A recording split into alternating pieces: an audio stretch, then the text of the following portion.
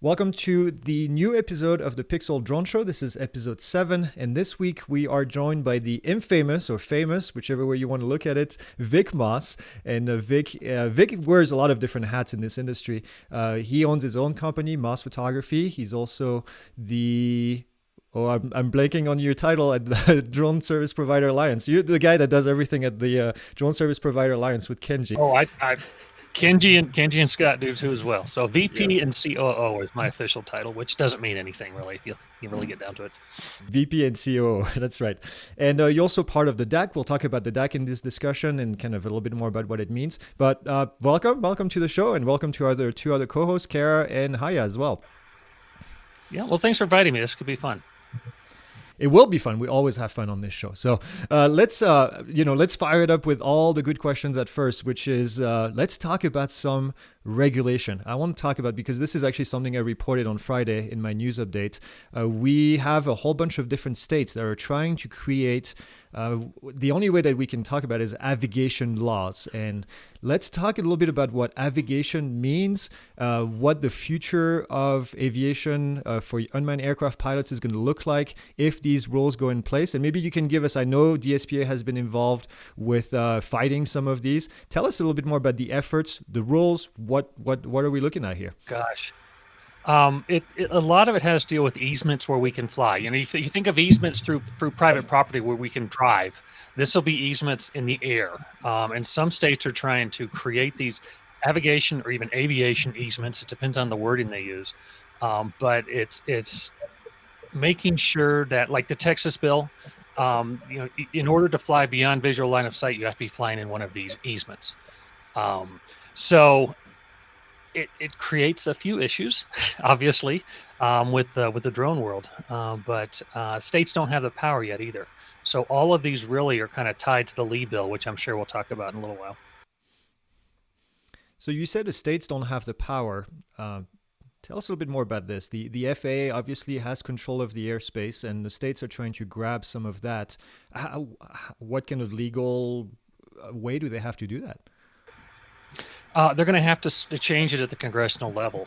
So there'll have to be something like the Lee bill, which is the, what does he call it? Drone Integration and Zoning Act, where it will then give political subdivisions like states, tribal governments, counties, cities, whatever, the ability to control the first 200 feet of the NAS, which obviously would just destroy this industry. And it would just make it a logistical nightmare to fly. So in order for the states to do what they're doing, Texas, Mississippi was trying to do something similar. We killed that one, luckily. West Virginia, I think, is doing it, and there's one other state that's trying to do it as well, all based on the Mercatus report. But if those are tied into Lee's bill, so like the Texas bill says, if we're allowed, basically, if the government lets us do this, the federal government lets us do this. So we don't need to worry too much about the state ones yet. But it will have to be a congressional level change in regulations for it really to get a lot of teeth.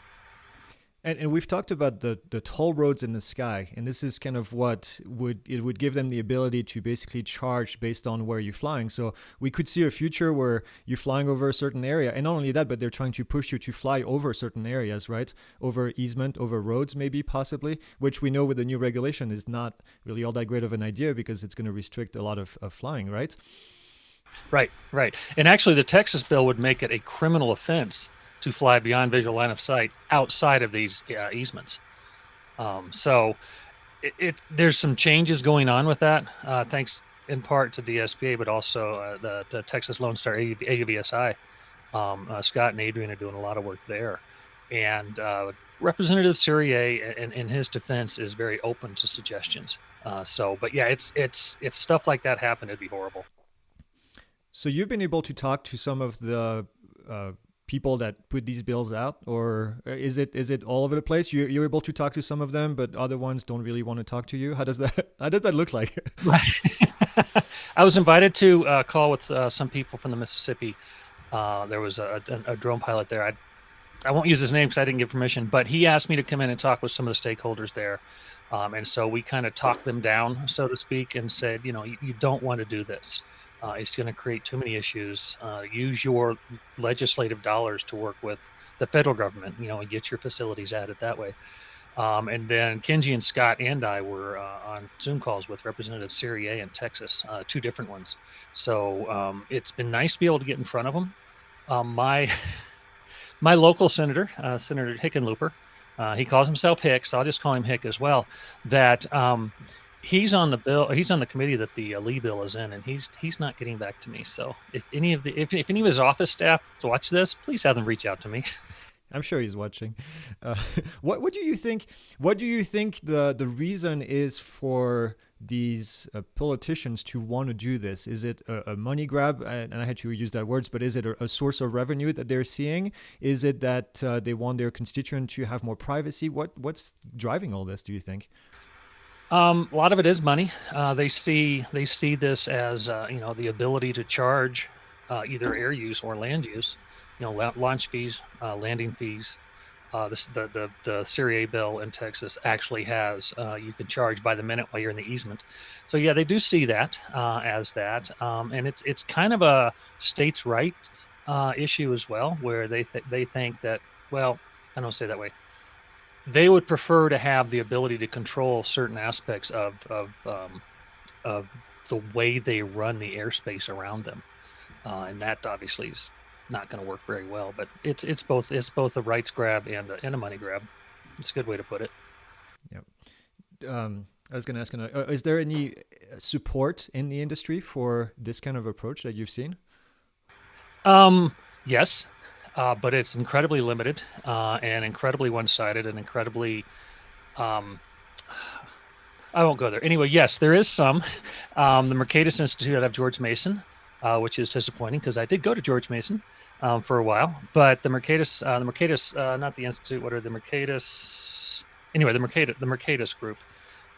They put out a report that is very one-sided and very opportunistic, saying that they have the support of the industry, the UAS industry, to make these laws, to make it easier. So the legislators that are using the Mercatus report to justify some of the language in their bills, they're not getting the whole story. There is one of the LAANC providers also has their hands in it, which we won't mention. Oh, we can name them. I'm not going to. But anyway, so they've got a lot of investor money just sitting there, and it's not earning any money. So they're trying. The investors are kind of starting to push them, and they're trying to do things. And so these legislators get a hold of this report and say, "Look, the drone industry is behind what I'm doing," and they don't always get the other side of the story, which is the vast majority of the drone industry doesn't like this. And again, to Syrier's credit, he's very willing to work with us. So that's really nice. He actually is a 107 pilot, Representative Syrier in Texas. He's a manned aviator with hundreds and hundreds of hours, and he got his 107. So he will listen to us. That's good. That helps. That always helps, I think. Mm-hmm. Vic, quick question on this though. I mean, I know, what was it, 2 years ago or 3 years ago that the FAA released its statement that all airspace was controlled by the FAA, and the FAA is the only authoritative body to set up rules. Is the FAA doing anything proactively to get in front of those states and kind of explain the difficulties there, or is that too much to expect from? No, they are relying on like us, people like us four, really to get out there in front of people and talk to them about it. They're not being as proactive as we'd like them to see. They've got their area council or the councils that that we could work with, but it would be nice if they definitely were more proactive, but they're not at this point, and they've said they won't be at this point. They won't, unfortunately. They won't be. They won't be proactive. Is it still only 16 states where, the state or local cities can't enact their own ordinances? So Michigan's one of those states, and it's still like 34. Yeah. Mm-hmm. Yeah, something ridiculous. We're actually working on that. We're working on that. We can talk about that more later if you want as well. Yeah, I'd love to. But there's not that many just yet. Mm-hmm. Mm-hmm. All right. Yeah, it's the state preemptive issue where the state is the one who controls the drone regulations. They don't let local municipalities do it. Arizona's got a phenomenal law set up that way. Yeah, exactly. And it works really well, but it's really not enforced either. But yeah, so DSPA, along with a few other organizations, are actually compiling right now. We're working on it literally. We'll talk about it this afternoon during our meeting, DSPA meeting, trying to compile kind of a template that other states can use. And we've been trying for the last 2 years to introduce state preemptive language. In two sessions ago was when we had all the drone issues here in Colorado, the supposed drone swarms. So we decided it's probably not a good year to introduce that. And then this last year we had COVID. So this next session next year, we're going to have our lawyers going to be working on it, and it saved me a lot of work. So it's kind of nice. I'm happy we're doing this. Whatever happened with the drone swarm in Colorado? They went away, assuming they ever existed. They went away. A lot of it was planets. Some of the people I dealt with was like, no, that's a planet. It was the SpaceX satellites. Or not SpaceX, but the Skylink satellite systems, because they'd see these lines of stars going across the sky and call them drone swarms. It was never substantiated, and many people tried. I have a question. I wrote an article. His drone confiscated when he was photographing off of Hart Island. And I understood, and maybe COVID delayed this, but aren't they reworking drone laws around New York City? Aren't they a little bit too heavy-handed? I mean, more so than usual, I guess. Yeah, from what I understand, that, and then when the architect was killed by that falling piece of building, they're trying to rewrite the rules so people can start using drones for just basic building inspections and then build off of that. I'm not sure where that stands right now. But yeah, New York City has some incredibly restrictive drone laws based on 1924 legislation or 34 legislation, whatever, about not flying your airplanes and taking off your helicopters and stuff. Yeah, that was part of it. And those charges were dismissed, which is kind of nice. But yeah, between that and killing that architect. Good. Yeah, he got his drone back. He got everything back, and I know he went and bought a few more Mavic Pros while they were being held, because they were held for a few months. But yeah, I thought the overreach was incredibly ridiculous, and so I just remember hearing that they were going to work on this legislation and to amend it, and so I haven't kept up with it as much as I should, but I'm excited to see what happens with that down the road. It was supposed to be done by the end of last year, but again, COVID has put a wrench in everything. So yeah, it really has. Yeah. All over the place. Since we're talking about regulation, this is a good transition to new regulation. Let's talk about, I know DSPA has done a lot of work trying to get the word out and trying to clarify the new regulation. Kara, you wrote a beautiful article on all of the flying over people stuff on DP Review, and I've seen the DSPA article as well. We did a video talking about flying over people, trying to clarify it. What's the confusion that you see the most? I know I see you all over the place on forums answering questions. What's the most confusing part about all of it? Actually, the most confusing part is that it's not as confusing as most people seem to think it was. We were all worried about everybody going out and taking their Inspires out over, loads of people because they don't read the regulations, and we're not really seeing that happen, which is really nice. That means things like what all four of us are doing, plus what the FAA is doing. Kevin put on a great webinar, I think yesterday or the day before, getting all this stuff out. So I think it's working to a point, but we are still seeing some confusion about it. From you can't fly over people at all because they don't understand, they think remote ID is tied into it, to the confusion with categories. It's like, okay, how do I satisfy my drone as category 2 or category 3? And you don't. So there's that. A little bit of confusion with recurrency still. Not a lot. It's getting better. People are saying, well, where do I take the night training? It's like, you don't take the night training, you take the whole thing. Still having a little trouble with the FAA safety.gov website. Not terrible amount once they find it. And then the over people waivers created a lot of confusion when I think it was last week, the FAA put out all these letters to everybody who has a 10739 waiver and said, hey, congratulations, your waiver is no longer good after December 31st of this year, even though they might have had another 2 or 3 years. And the explanation was, well, now you can fly under the rules, under the new category 1, category 3, category 2. But they didn't say what drones are available yet. So that created a lot of confusion and still a lot of heartache with some people who work so hard on getting those, those pair of zeros hooked up and things like that, where they got the mitigations for flights over people satisfied. A lot of work went into those waivers, and people had like 2 or 3 years chopped off the end of them. They're not happy, but I think they'll be in good shape. So you'll think by December, we'll see the FAA starting to approve some of these drones as category 2 or 3? Yeah, that's all I can share. Sorry. I've had discussions with some people when this came out, and I think the people who are upset that they're losing their waivers soon will not be as upset. Yeah, I have a feeling too that that's around the corner.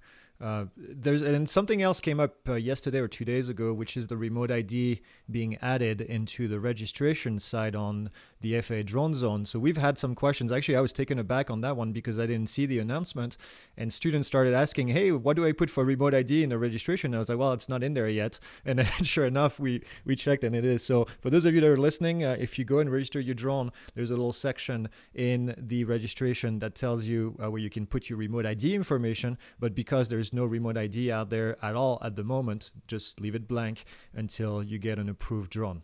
Yeah, just say no. So we saw it actually the day it came out, just happenstance, because Casey Sealock, who's also one of our admin in the commercial group, was going to register a drone, and he had the drop-down menu. So he took a screenshot and sent it to the rest of the admins. And it's like, well, that's interesting. But the FAA put something out, I think, a couple days later. But yeah, it was really interesting. It did cause some more confusion. The FAA needs to work on their communication skills. If they try, I mean, all 4 of us know people inside the FAA, and they're great people. As a person, as an entity, they have issues. But they're government. I mean, show me a government agency that doesn't have communication issues. This is something that we need to bring up to them is how can they send the information to the people that send the information, aka us and other people in the industry that have a large list of people. DJI is really good at sending drones early to people so they can review them and then get the word out. The FAA should be able to do the same thing. Well, not me. I don't get them either. only the other 2. But yeah, it's. I think it would be great to see the FAA. I know they have an email system, but I hardly ever get an email, and I'm signed up for everything that I can think of. Even as a drone pro, you and I are drone pros. Even as a drone pro, we usually get the information after several weeks after you and I already know about the information. So something that we need to discuss with the FAA and improve, I think. It wouldn't be a bad idea. Yeah, they do have the system. One of the issues with, and you and I both talked with a certain individual about this in the FAA, and it's like to put out a communique, it has to go through so many levels of approval, and that is just a killer. If they can cut that off, or just have an approval somewhere in the communications department, that I know that actually all 4 of us probably work with that department. They're frustrated, extremely frustrated by it, and getting that information out is critical, and I think that's where they rely on all 4 of us and others as well to make sure it's out there. But yeah, they need to do a better job, and they know it. They're trying. They're just running up against that bureaucracy. Yep. You want to talk about these meetings that we had, last 2 meetings that we had with the FAA, with the group? Let's talk about this, because I think this is something positive coming from the FAA. Mm-hmm. Oh, very much so.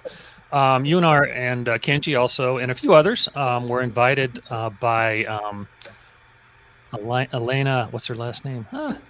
George. Buenrostro? George. Elena George. She's with the FAA Integration Office, and they're putting out.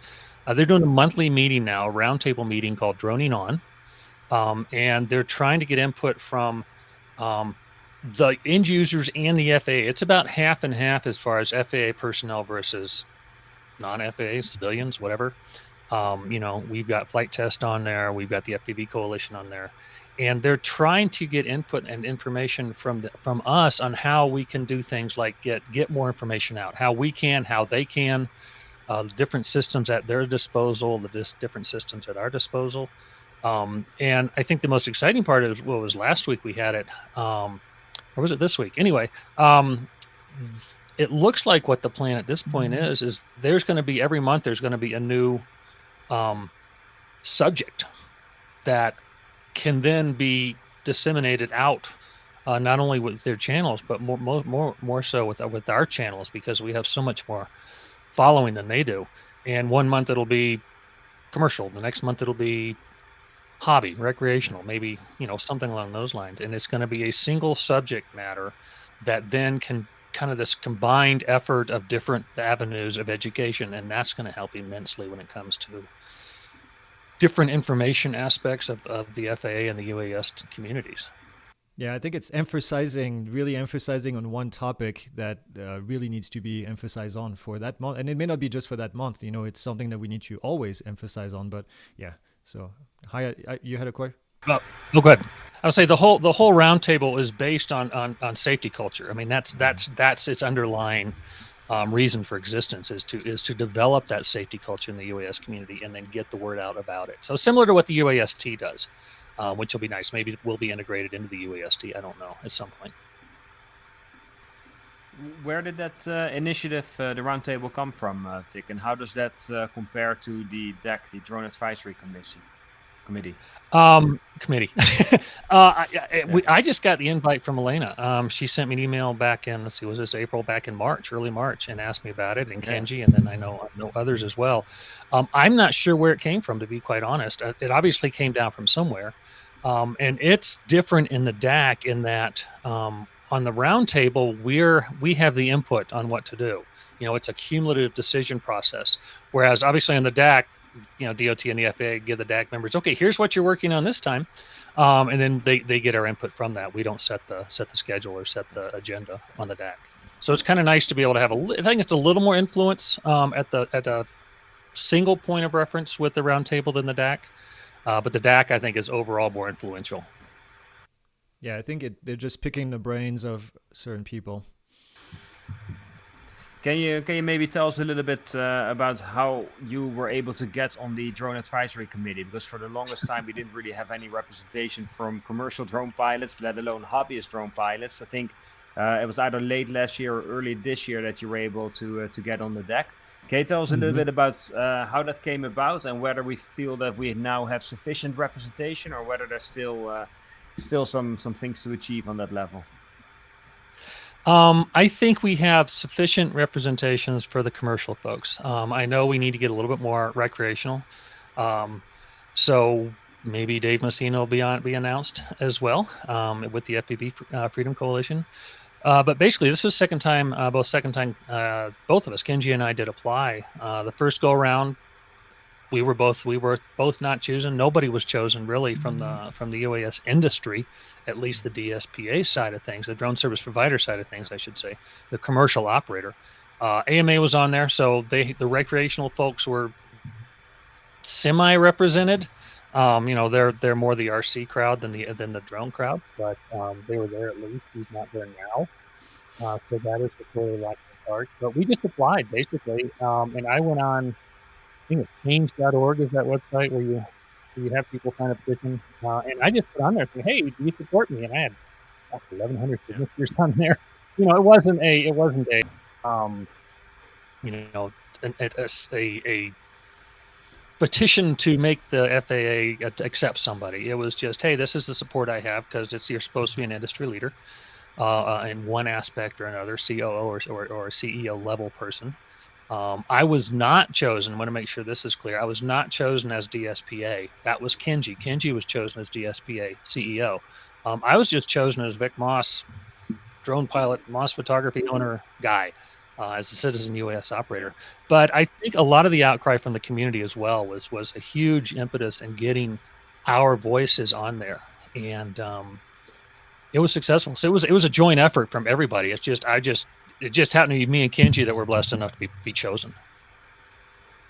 Yeah, well, it's good to see you guys on board with the deck. I mean, it's good to have some representation for sure. I mean, I always found it interesting that with the drone community being the fastest growing part of the aviation industry and also the safest, that it seems that the FAA is always playing catch up in terms of following up with the latest developments and getting ahead of that. But it's good to see you guys at least on the deck for sure.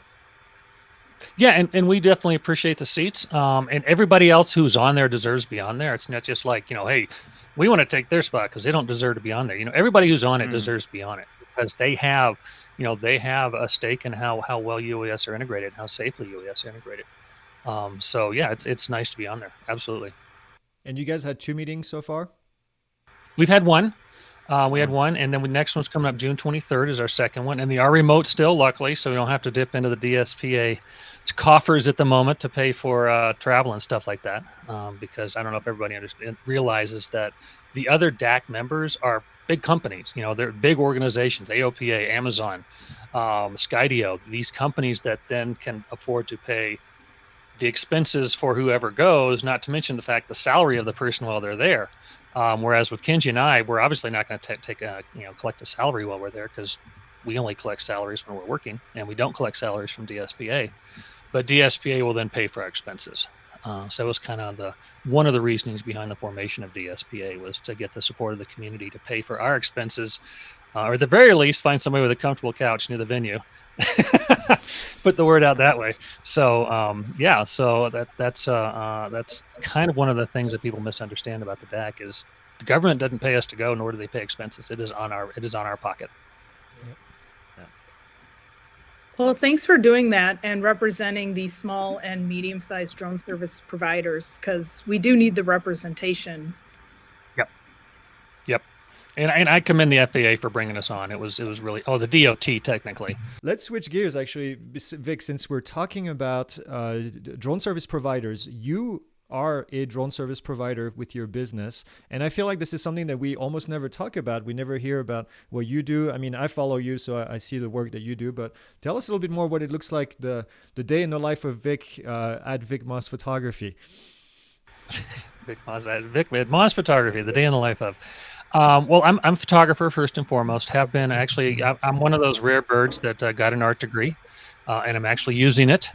I got my art degree in 1988, and I opened a Moss Photography at that time. So I've been doing that ever since, and specialize in architectural photography for the architecture, engineering, and construction industries. And so when drones first came out, gosh, that was 2014. I think I bought my first drone. To me, it was just. That's the world's tallest, most versatile tripod, I like to say. And it was just the natural extension of what I wanted to offer my clients. And so I started doing that. I had the old Phantom 2 with the GoPros on it. Actually had modified GoPros. I'd taken the wide angle lens out and put longer lenses in 2 of them. So I have these, actually they're sitting back over here, these 2 GoPros sitting up there, these $750 GoPros that are worth about $59 each now. So, but, and from there, it just kind of snowballed. I got more into video, and just I love what I do. I tell everybody I haven't worked in 34 years because I've been doing this for so long, and it's just a blast to do what I do. I'm a frustrated architect. I was going to study architect, decided I didn't have the patience, so I just get to take advantage of all the architects I work with and all the general contractors I work with, and go shoot their beautiful buildings. When did you find the passion? I don't know if it's a passion, we couldn't call it, but for helping the community and getting involved with DSPA and with the regulation and all of that? What sparked that, if anything? It definitely started at a certain point. Again, and it was either 2014, possibly 15. Here in Colorado, they were, like a lot of states, they were getting ready to try and start doing some drone bills. We have these drones coming on. Oh no, how are we going to control them? And there's an organization here in Colorado called the Colorado Aerial Media Pros. And I went to one of their meetings. They were a meetup group, still are actually, a meetup group. And went to one of their meetings. And I said, hey, who's working with the Colorado legislature on these drone rules that they're trying to work with? And nobody raised their hands. So I left that meeting as the legislative liaison for Colorado Aerial Media Pros, and kind of found it's fun. I like it. I like dealing with started out obviously first with the state legislatures, legislators. Had a couple bills. One we got. Well, actually, I think last count we're 7 for 7 here in Colorado. 4 we didn't like, were killed, and 3 we did, including one I helped write, which I'm kind of proud of. Were not killed. They were approved. So from there, it was working a little bit on the national scale with some people, starting just a little bit here and there because I guess my name got out.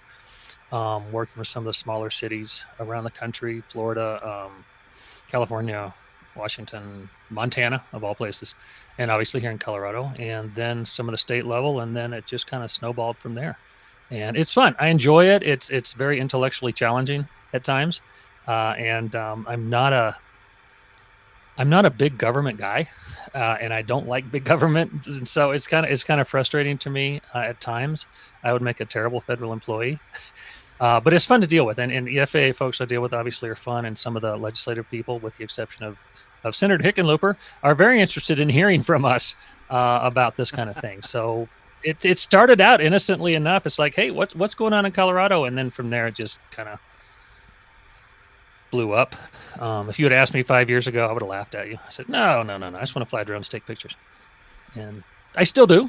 That's how I make my money. I don't make my money any other way. I pay the mortgage with my photography company. But it's a lot of fun. It's been interesting. It's an interesting dynamic now to see where I'm at in the industry. Not something I ever expected or even wanted, but hey, I'm here. I'm having fun.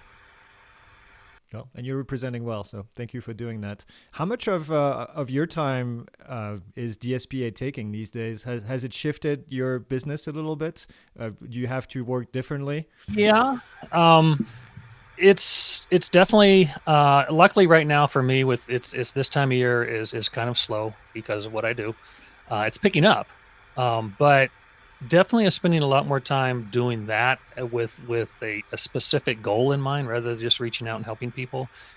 Getting the power behind DSPA has helped quite a bit. But yeah, we have monthly meetings. Me and Kenji and Amy, and now Scott. We brought in Scott, like I mentioned, and it's a lot more of that is being done. I'm not quite as much in the forums as I used to be. I know it's hard to tell. But so there's that. But yeah, it's affected my business a little bit. But luckily, my clients are understanding, and we can schedule around most stuff. For the people that are listening to this show, Vic, I mean, if they want to help in any way and help to advocate for the drone community, the drone industry, what are some of the best ways that people can make themselves more useful, other than, let's say, just joining the DSPA, of course? But can you talk a little bit towards that? Absolutely. Pay attention at the local level. Once a month, I'll go on. I live in Lakewood, which is a suburb of Denver. I go on the Lakewood City Council at least once a month, and their website, and find out what the agenda is that month. And then also if there's something that comes up, be proactive about it. Here in Jefferson County, which is the county I'm in, they have what's called Jefferson County Open Spaces, and their rules say you can't fly over Jefferson County Open Space, and all 4 of us know that that's not enforceable. At least it's forcible. They can cite you for it, but then they'll lose. So I've reached out to one of their lawyers twice, and he keeps blowing me off. And his phrase is, "Well, that's not how we interpret it." So next month I'll be at their board meeting, probably remotely still, possibly in person. But next month I'll be on the agenda and say, "Hey, this needs to be addressed. We can address it at your level." Or last summer I was actually going to go out and get cited. I was going to let them know where I was flying and fight it that way, but prefer not to. Let's work cooperatively rather than fight each other. And so yeah, do that. You keep an eye on that. Keep an eye on your state people as well. You should have, basically, I've got Colorado State Legislature bookmarked. Everybody should have their state legislature bookmarked, county, city, parks departments as well. And just keep an eye on things. And if you need to, reach out to us, reach out to other people. Make sure you're part of the local drone club, because if something does pop up, then you can have 10, 15 people show up at a city council meeting. And when you show up with that many numbers, it's pretty impressive. We've done it here in Lakewood, Northglenn, and Breckenridge, and a few different places. And it's impressive when you've got a bunch of people that show up that it affects either commercially or recreationally when they're trying to do rules like that. So yeah, be really involved locally, be involved at the state level. And when situations arise like the Lee bill, then reach out to people like us, all four of us, and say, how can we help? Because all of us would be able to have bills or have articles and or videos out on that. So stay involved. That's how you can really make a big difference. Is the DSPA at this point big enough already that you guys have pretty much members in all the states in the United States, that you kind of have a finger on the pulse, if you will? Or we don't have members everywhere yet. We're always growing. It's a slow process when you're starting a nonprofit. It's like everybody who wants to join, like, what's in it for me? Which we understand 100%. Trust me, we understand that. So it's more of an advocacy situation here, but we don't have it yet. But we have a lot of input. Texas has been huge as far as helping out down there, and the people like the gentleman from Mississippi who reached out to me and said, "Hey, what can we do and how can you help?" So we don't have it yet, but we're welcome. Just because you don't have somebody in our state and you're not a member, that doesn't mean we don't want you to reach out to us. Yeah, I think for us that's also a big reason of wanting you to be on this show, to help basically promote the DSPA and make sure that we get more members and that we have more fingers on the pulse in terms of what's going on in local state legislation, because you see them popping up everywhere, right? Oh, yeah. I think it's a great cause, and I think among the hobbyist drone pilots as well as these smaller commercial drone pilots, there hasn't been much of an organization that kind of gives us a voice. So to see an initiative like the DSPA, I think is a great initiative, and I think all three of us would be glad to do whatever we can to help support that cause. Appreciate that. Yeah. And we are technically representing the drone service provider. So the small and medium-sized commercial operator, like Kara said, but there's a lot of fall over or bleed over into the recreational side. One, because almost all of us are recreational people. I don't fly these little guys over here commercially. They're fun. I fly them recreationally. So, I fly under the recreational rules, exception rules. As do most. And then also some of the recreational stuff can bleed over into the commercial side. So we deal with the commercial side of things, but there's plenty of bleed over in both. And Kenji and I are both getting more into FPV as well. Kenji especially, he's using it commercially as well. I'm just still crashing things, but he's so it all bleeds over, definitely. So you have other members now on board with DSPA. It's not just you and Kenji anymore. Can you tell us about their role, their background, and maybe what they bring into the table and how they're going to help? Sure. Well, obviously, Scott Scottman, he brings a ton with us. We have Amy Wagon from Drone Up, who's doing our social media stuff, which is incredibly helpful. Really appreciate Amy's work with that. She's on the advisory. She's not, well, none of us are employees, but she's on the advisory. Sharon Rossman is also on advisory, Women in Drones. So we're getting input from her. And then also Dave Messina from the FPV Freedom Coalition. So that's basically the core right now, and we're obviously going to grow that out. We're looking for one other person we're talking to, somebody we all know, who may or may not have been on your show last week. And we're looking forward to try and get more and more people, because we want to represent as many verticals as we can, because the commercial side of things could be, the real estate folks, and then all the way up to T&D and, the media people and the movie people and people like myself who just take pretty pictures and pretty videos and give them to clients. So there's this huge spectrum of possible verticals that affect us. And we're trying to get as many people as we can from each vertical to help us get their input when there's something we need input from. Vic, you posted something recently. I always go to the commercial SUAS remote pilots Facebook forum you're an admin on, right? Yeah. Because that's how I keep up with what's going on, like what new rules and regulations. And then there's another one. Is it UAV legal news and discussion now? I know the name changed. Yeah, we changed the name from law. I think something along those lines. It's a law news and discussion. Law news and discussion. So those are the two I like to check, just to keep on top of what is going on. And I saw you post something recently about flight paths in national airspace. National airspace. I'm sorry, national parks.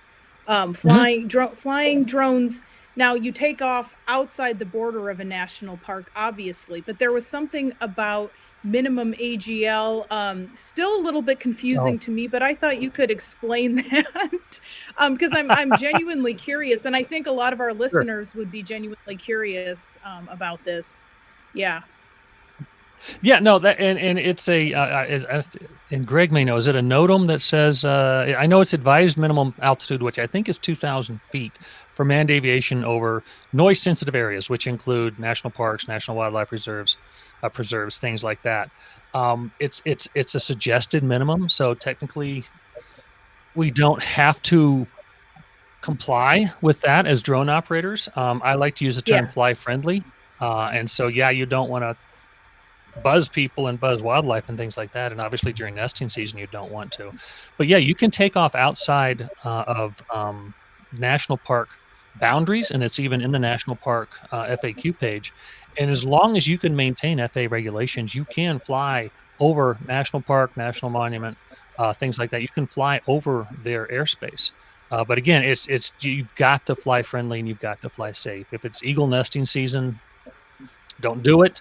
There are some areas, Grand Canyon has some very specific aviation rules, but obviously you're not going to be flying over the Grand Canyon from outside their parks, park boundaries, because that's way too far inside the park. But Cedar Breaks, Rocky Mountain National Park here in Colorado. Yeah, and the disturbing part of the wildlife is important because you can still, it's not an FAA regulation, but you can still get caught. You know, what I tell my students all the time is I said, manned aircraft pilots have to stay, don't have to stay, are asked to stay 2,000 feet AGL for a good reason.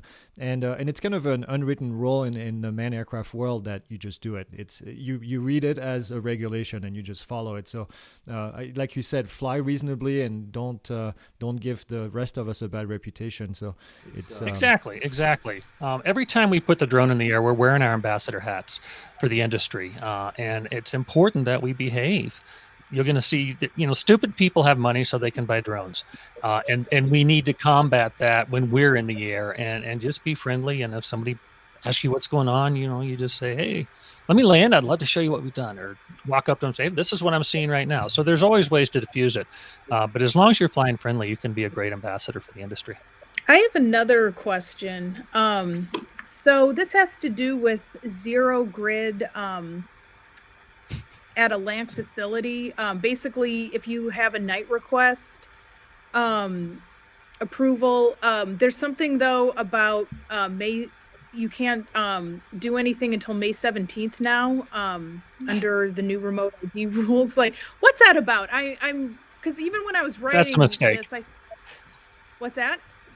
That's a mistake. Mike Gearin posted in the groups today about that. He was told that he couldn't do anything at night ops. Yeah, no night ops. Kevin jumped in on there. Thank goodness. I tagged him in it. Kevin Morris, a great asset for the community. And basically, in this, this gets back to the lack of communication inside the FAA.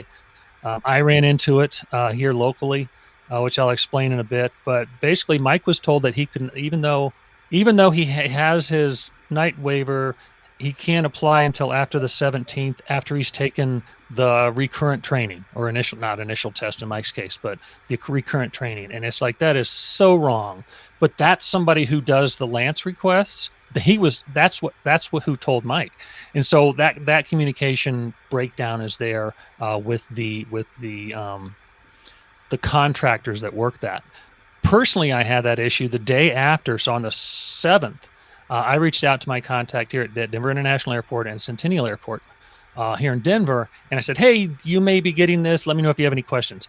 And both of them had not a clue what was going on. And my DIA contact sent it up to his contact at the Western region for the authorizations. And he came back and said, no, Vic's wrong. That's not how it's working, and stuff like that, because he hadn't heard otherwise. And so I reached out to him and said, no, these are the new rules. I gave him the links, and he goes, hey, I appreciate that, because we're not hearing anything here.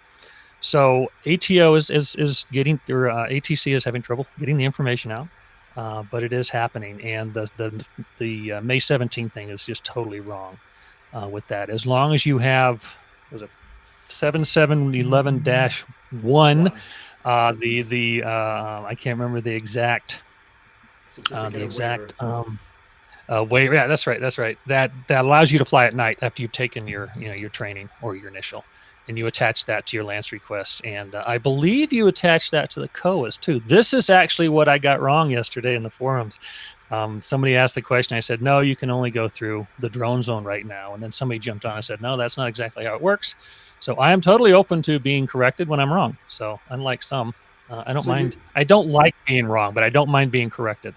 So you're saying that if you have a wide area authorization, you can actually attach the 7711-1 and be able to fly at night whenever you want? That is no, you can't attach it to an existing COA, Okay. 10741. Like I've got 43 separate COAs right now that my 29 is attached to. And those all, obviously, the night and twilight aspects of that all are over on the 17th. The COAs don't expire, but the night options do. Yeah. Okay. And I don't think that there is a process yet, and if I'm wrong, correct me, about getting a long-term COA. I know with LAANC you have to do it, at the day of to fly that night, which creates issues with the zero grid because they need 24-hour notice. That's when you need to go through the 10741 authorization drone zone request. And honestly, I'm not up to that yet because I haven't had to deal with it. I'm not sure if you can do a multiple day on that, or if you also all your COAs requests also have to be single day. So if you all know anything different, please let us know. No, I think we're on the same page. That's what I heard as well. I wanted to make sure. Okay. I reread that email today, and I think that's what that means. That they sent out whatever it was 2 weeks ago. It's confusing. That's where the confusing part is. So it is, and that's temporary. That'll change in. I forgot that, like sometime in November, October, December, whatever. It changes again to the more permanent system because this is a temporary system right now. Yep, late this year, late fall. I think September actually. I think might be the deadline. Hopefully, So this is a temporary situation, and once we get used to that, it'll change again. Yep, exactly. Then we'll have to teach everybody else again. Right, but we have a method now. So the FAA is saying, hey, we're working on a permanent solution. In the meantime, here's a temporary. Have fun, fly safe, blah blah blah. Yep. Last couple of guests, we had discussions about remote ID, and every guest had a slightly different approach. We talked to Loretta, and she had the more of a lawyer approach, and the general. And I think you've listened to the interview. And we have Romeo that had his approach, talking about public safety and how remote ID is going to help on public safety. What's your take, without obviously going into a whole lot of details, about how remote ID may help or may not help, and what do you think is going to happen with this whole process? I am a remote ID proponent. There are certainly issues. Kenji's article that we wrote about this was a great title. Say it's a good start. I think that the remote ID itself is necessary. Is it necessary as overreaching as it is? Probably not. Can we change it? I don't know. At least not before it goes into implementation. But it's a great step for expanded operations. It's going to be a necessity for BV loss operations, for long range operations, especially delivery operations, that kind of stuff. It is a necessity for commercial ops, and it's requirement for the anything over 250 for recreational, 250 grams. But I think that's a little bit of an overreach.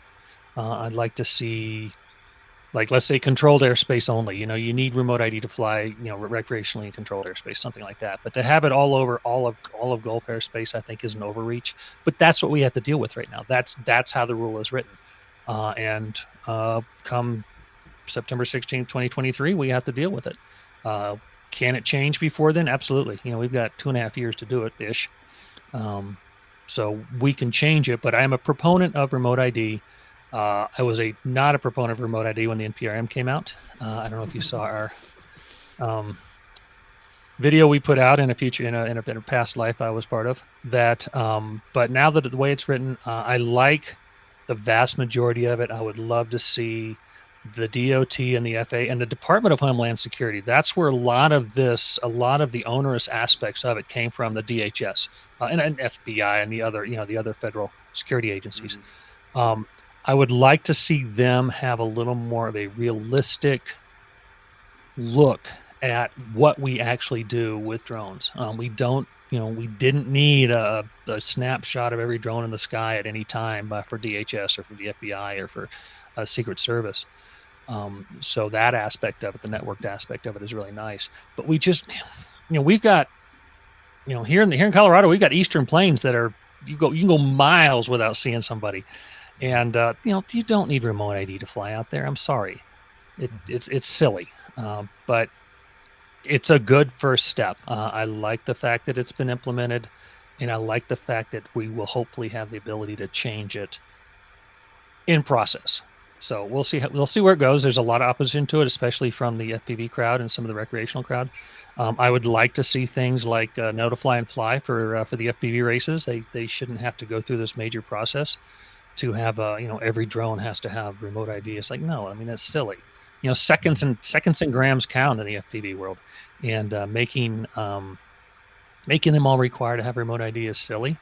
I think the FAA understands that, and having those notify and fly situations, which is one of the things Kenji's working on with one of his task groups for the DAC, is going to be really helpful for that.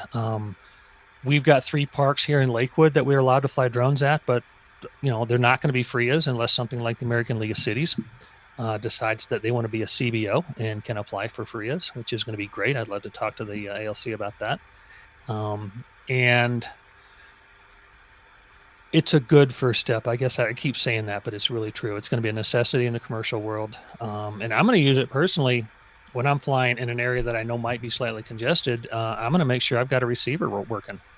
So I need to know. So I know who's in the area for me. And I can stay out of their way, and hopefully they're monitoring me and they can stay out of my way. But we'll see where it goes. I like it on the surface. Yeah.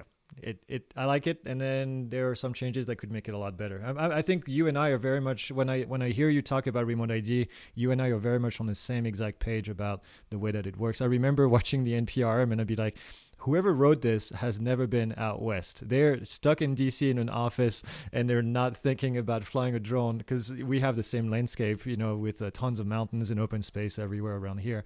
And yeah, it doesn't make any sense. So, do any of the other hosts have questions? Because I have my final question I would always ask our guest, but I want to keep it for the very end. So if you guys have other questions, fill them in now. With remote ID, it seems to me that it would make a lot of sense if the FAA would define either different categories of drones or different use cases of drones, right? Where you distinguish between different commercial operations or hobbyist flying drones or FPV. And I think in the original NPRM, it seemed like we were all thrown into one big pile. And that's where a lot of the discontent or unhappy people come from. Is like, yeah, but those rules don't really apply to my situation or don't apply to another situation.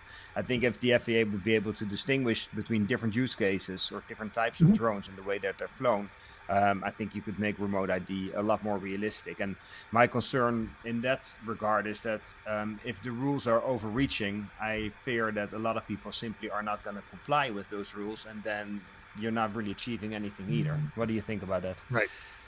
Oh, I think compliance has to be. You've got to have the compliance numbers, or it's pointless to have a rule and you've got 50% compliance. That means you got 50% non-compliance, and you have no idea where half the drones are in the world, or in the flying in the airspace. So they know, the compliance has to be, at a reasonable level. Is it going to be 100%? Absolutely not. We're foolish if we think that, and I don't think anybody in the government really thinks that either. But they need to make it simple, and they need to make it. I like the idea of very mission specific. You're doing this, you need remote ID. You're doing this, you really don't. So line of sight. Do you really need line of sight, or do you really need remote ID for like what I do? I'm only going to fly 300-400 feet away, and I'm 150, 200 feet in the air flying a construction site. I don't need remote ID. Will I use it? Absolutely, 100%. I will have remote ID compliant drones, obviously, but certain situations you really just don't need it. And if it can be tweaked in a way that it is mission specific, I think that would go a long way for compliance. I think you're absolutely right there. Yeah. So mine was more of a basic question. Again, I saw this the other day through you. John McBride, I think, was our first guest on this show. Yes, and I didn't realize there was an RMUS app. It's like a pilot pre-check. Yeah. Do you have it? Yeah. I do have it. $10? It was free when I got it. I don't know, they're charging now. Okay. But the funny thing is, I just ran across it. I was looking up. I was just on the Apple page and just looking. What have we got for missions? And this came up. It's like, oh, I didn't know John had this, and so I posted it in the forums. And John reached out to me. He goes, we haven't had any downloads of that in a year, and all of a sudden we have all these downloads today. So thank you for that. Oh. And it's I haven't used it much. I'm kind of a creature of habit. So when I have to get a new habit, I'm terrible at it. So it's something that I really like in that you can do individual missions and you store them. And you can do things like take pictures of your landing zone. So if there's an issue with that, I like it. I like it a lot. And I wish John would push it out. They just quit dealing with it because it was more for their enterprise clients. And they decided that they just didn't want to do it anymore. So yeah, but now I think more and more people are downloading, and now more people will download it. Yeah, which is cool. Yeah. Cool. It's a good app. I like it.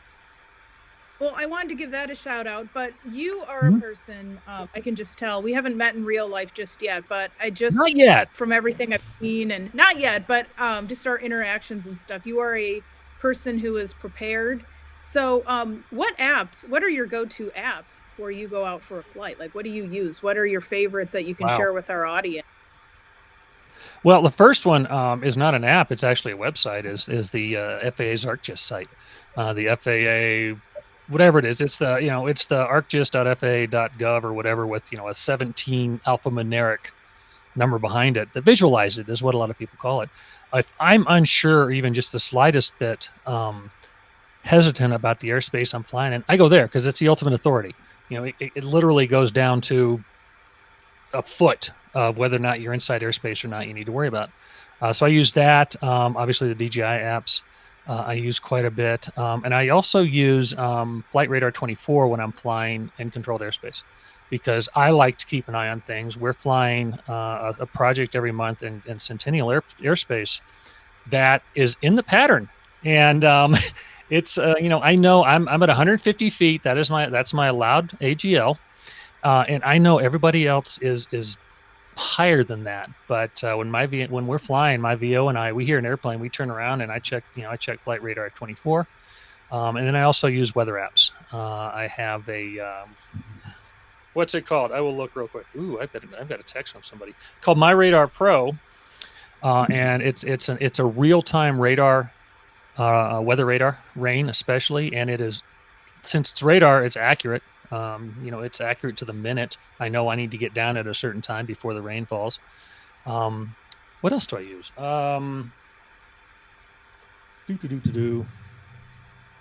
Those I also have. Oh, I have NOAA. I have weather.gov. It is a government website. It's like the best government website there is out there, but weather.gov as opposed to weather.com. And they also have an hourly forecast, which 2 days out is incredibly accurate. Even here in Colorado, which, living right at the bottom of the mountains is a weather forecasting nightmare. They're really good at it. So those are the ones I use the most. Yeah, that's pretty much it. I actually do have RMUS on my homepage. I'm checking right now. It's right there. And that's pretty much it. I don't use a lot of apps because I do a lot of pre-work in my office before I fly. All right. That's good to know. I use Kitty Hawk for LAANC authorizations. That's my go-to. And then for any LAANC I need, I usually do either Kitty Hawk or SkyGrid. I'm starting to use just a little bit. They're iPad only. I really like their interface though, and then UA Sidekick is another really good one I use every once in a while. But I have so many COAs that I rarely ever use. Actually, every time I need to use LAANC, I got to go, okay, how do I do this again? And it's like, wait a minute, what buttons do I push? So I hardly ever use LAANC, but when I do, it's one of those three. Cool. Well, thank you. Sure. All right, I'm ready for my last question. We're closing on over an hour again. It's not a picky question. Favorite drone to fly? What drones do I fly? No, favorite one. Oh, favorite. Sorry. Mavic 2 Pro. If I'm getting paid to be in the air, it's the Mavic 2 Pro. I love the Hasselblad sensor. I love the color space, the color science, and I process every single RAW that I shoot with the Hasselblad Pro at 125%. So it's really close to the same size as my Nikon images that I use. It's just I love it to death. I'm hoping that they'll come up with the Mavic 3 here fairly soon. Maybe a micro four thirds processor, maybe an optical zoom. Do not want digital zoom. It's absolutely useless in the commercial world for still photography. I've got my Inspire still, the good old Inspire 1 version 2 with the X5. I think I've used it once in the last year. If I need to do something with mechanical shutter, I've got a P4P and a P4A. And actually, one of those and my Inspire will be hitting the market pretty soon because they're just sitting here, getting into the FPV stuff. So looking forward to getting better at that and start incorporating that as well. That Mavic 2 Pro, if I'm in the air, that's my baby. Love that little bird. Yeah, it's a good drone. So someone actually affixed a GoPro onto a DJI FPV drone, and it was a custom. Yeah, so on top of it is a custom rig that Rotor Riot. I've learned through people just messaging me in my own research. Rotor Riot is custom made it for them, but I think it would be awesome also if they put it for sale. I think a lot of people would like that type of camera on because I like the DJI FPV drone just for the range, the fact that in 2 modes it has GPS, it has for beginners like me in FPV. Can't fly. Yeah, and me as well. It's an ideal thing. So I think that's kind of an exciting development too, because they have the 1/2-inch sensor, that camera, but I think for filmmakers, especially someone who wants a more sophisticated camera, and seeing that GoPro affixed, thanks to that that special piece that Rotor Riot made, I think that's really exciting. So it is. It's neat. You get all the benefits of the DJI FPV drone, which I will not buy. I'm waiting for this next generation. I want a better camera on it. Yeah. Kenji printed his own. Rotor Riot does one. Ken Dono has one that he's developed as well. That they said he 3D prints. So yeah, they're out there, and you can take advantage of the quality of the GoPro, and then the flyability of the DJI FPV. It's a good combination, but I'd like to see a better camera in DJI FPV 2 or whatever they call it. I'd like to see a better camera on that. Then I'll buy one. They'll change the name completely for the number 2, knowing DJI. Exactly, it'll just be FPV. Probably. Me too. Exactly. Put a there you V go. or There you go. something. All right. Then they'll send it to all of us, and we can fly it, right? Yeah, I'm sure two people in this group will get it early. Oh yeah, I know which 2 as well. Right. All right. Well, I think this is it for today. Vic, thank you so much for joining us. Lots of insightful conversation as always. It's always a pleasure to have you on any show, piXL Drone Show, Pilot Institute, or whatever it is. And we will see you around. For those of you that do not know about DSPA, make sure you head out to dspalliance.org and then make either a donation or do the monthly thing. It helps everyone. It really does. And then we'll put some more links down there. But for now, this is it. And thanks for joining.